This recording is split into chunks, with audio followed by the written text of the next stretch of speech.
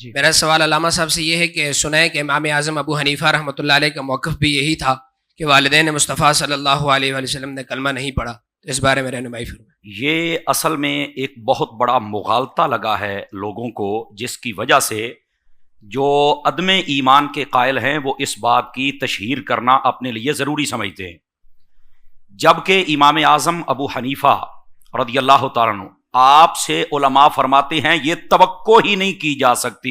اس بات کو علامہ طحطاوی رحمۃ اللہ علیہ نے لکھا ہے کہ یہ آپ پر افتراء اور جھوٹ باندھا جاتا ہے، آپ سے یہ توقع ہی نہیں کہ آپ نبی پاک صلی اللہ علیہ وسلم آپ کے والدین کے لیے کوئی ایسا نظریہ پیش کریں، چونکہ امام اعظم وہ ہیں کہ جب بندہ 4 رکعتوں والی نماز پڑھ رہا ہو، اگر 2 رکعتیں پڑھ کے جب بیٹھتا ہے اتحیات پڑھ کے ساتھ میں درود پاک پڑھ لے تو امام اعظم فرماتے ہیں کہ اس پر سجدہ صاحب لازم آ جاتا ہے۔ آقا کریم خواب میں تشریف لائے تو فرمایا کہ میرے اوپر درود پڑا ہے اور تو نے یہ مسئلہ بتا دیا کہ سجدہ صاحب واجب ہو جاتا ہے۔ فرمایا حضور اس لیے نہیں کہ اس نے درود پڑھا ہے، اس لیے کہ درود آپ پہ پڑھتا اور بھول کے پڑھ رہا ہے، اس لیے میں نے یہ مسئلہ کہا ہے کہ بھول کر حضور کی ذات پہ درود نہیں پڑھنا۔ تو جو اتنی احتیاط والے ہوں ان سے یہ توقع نہیں کی جا سکتی، پہلی بات یہ ہے۔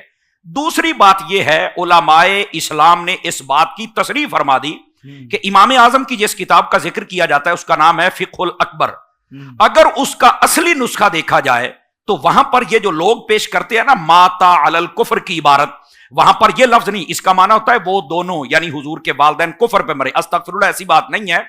وہاں پر یہ موجود ہے ماتا علی الکفر، ڈبل ماں ہے، یہ ماں نافیہ پہلے، اس کا مطلب ہے نہیں فوت ہوئے وہ دونوں کفر پر بلکہ وہ تو ایمان والے تھے۔ سبحان اللہ، یہ اصل بات ہے۔ اب بات سمجھ آئی ہے؟ یہ 2 ماں تھی، ایک ماں کو مٹا دیا اور بعد میں پھر آ کے اپنے ماں کا شور مچانا شروع کر دیا۔ اب بات سمجھ آئی آپ حضرات کو؟ تو اصلی نسخے کے اندر ماتا علی الکفر یہ موجود ہے، اور یہاں پر ایک فنی اعتبار سے پکڑ بھی ہوتی ہے۔ اگر کوئی بفرض محال کہے کہ یہ موجود ہے پھر بھی یہ بات امام اعظم کی طرف نہیں منسوب ہو سکتی۔ کیوں؟ اس لیے جس زمانے میں حضور کے والدین نے پردہ فرمایا اس کو زمانہ کفر نہیں تم کہہ سکتے ہو، تو یہ کہنا کہ وہ کفر پہ فوت ہوئے یہ امام اعظم کہہ ہی نہیں سکتے۔ اس کی وجہ یہ وہ زمانہ کفر نہیں ہے، وہ زمانہ فطرت ہے، یا زیادہ سے زیادہ زمانہ جہالت ہے، اور یہاں لفظ کفر کے ہیں۔ امام اعظم سے اتنا بڑا تسامح ہو کیسے سکتا ہے؟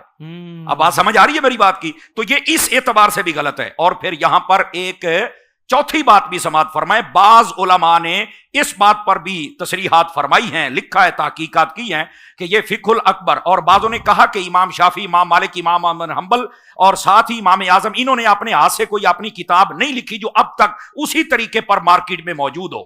یہ بھی اختلاف موجود ہے۔ تو اگر یہ اختلاف ہے تو اس کا مطلب ظن غالب ہے کہ اگر کوئی تھوڑی بہت کتاب موجود بھی ہو تو اس میں کوئی تدلیس بھی کر سکتا ہے۔ تو امام اعظم کی طرف اس بات کو منسوب نہ کیا جائے، چونکہ یہ پایہ تکمیل تک ثبوت اور دلائل کی دنیا میں پہنچتی ہی نہیں ہے۔ امام اعظم ابو حنیفہ رحمۃ اللہ علیہ آپ کی ذات اقدس بڑی وراء الورا ذات ہے۔